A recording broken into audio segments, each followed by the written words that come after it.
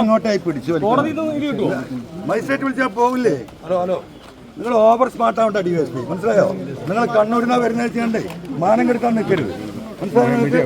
പരമാവധി നിങ്ങൾ ഗുണ്ടാഴ്ച, കണ്ണൂരിലെ ഗുണ്ടാഴ്ച എന്നോട് കാണിക്കരുത്. എന്ത് തമ്മാടി തനി കാണിക്കരുത്. DYSPയോട് അദ്ദേഹം കയർക്കുകയായിരുന്നു, മാധ്യമ പ്രവർത്തകരോട് സംസാരിക്കുകയായിരുന്നു PV അൻവർ MLA. അതിനിടയിലാണ് DYSP എത്തി അതിൽ നിന്ന് അദ്ദേഹത്തെ പിന്തിരിപ്പിച്ച് മജിസ്ട്രേറ്റിന്റെ വസതിയിലേക്ക് കൊണ്ടുപോകാൻ ശ്രമിച്ചത്. ആ നടപടിയാണ് അദ്ദേഹത്തെ പ്രകോപിപ്പിച്ചത്. അപ്പോഴാണ് ഗുണ്ടായുസം കാണിക്കരുത് എന്നുള്ള പ്രതികരണം PV അൻവർ MLAയുടെ ഭാഗത്തുനിന്നുണ്ടായത്. വിപിൻ C. വിജയൻ ചേരുന്നുണ്ട് വീണ്ടും വിവരങ്ങളുമായി. ഇപ്പോൾ വിപിൻ എവിടെ എത്തി? അധികമായുള്ള വാഹനം ഇനി എത്ര ദൂരമുണ്ട് ജയിലിലേക്ക്? ഇനി ഒരു അരമണിക്കൂറോളം മാത്രമാണ് ദൂരമുള്ളത്. വാഹനം പോയിക്കൊണ്ടിരിക്കുകയാണ്. തവനൂർ സെൻട്രൽ ജയിലിലേക്കാണ് ആക്കുന്നത്. അപ്പോൾ ഇന്നിപ്പോൾ ഏകദേശം പുലർച്ചെ ആയിരിക്കുന്നു എന്ന് തന്നെ പറയാം ഇതിന്റെ നടപടിക്രമങ്ങളെല്ലാം തന്നെ പൂർത്തിയാവാൻ.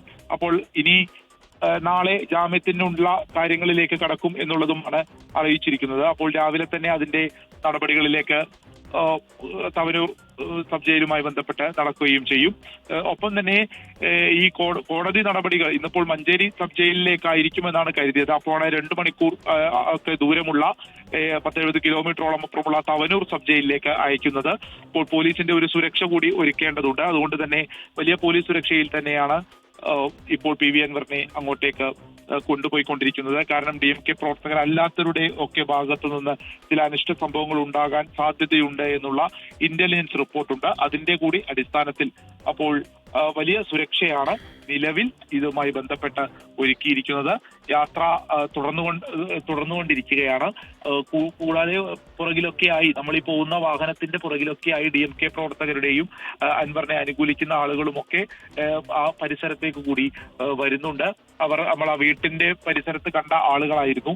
പിന്നീട് അവർ കോടതിയിലും അതുപോലെ തന്നെ വൈദ്യപരിശോധന നടന്ന നിലമ്പൂർ ജില്ലാ ആശുപത്രിയിലും ഒക്കെ കണ്ടതാണ്.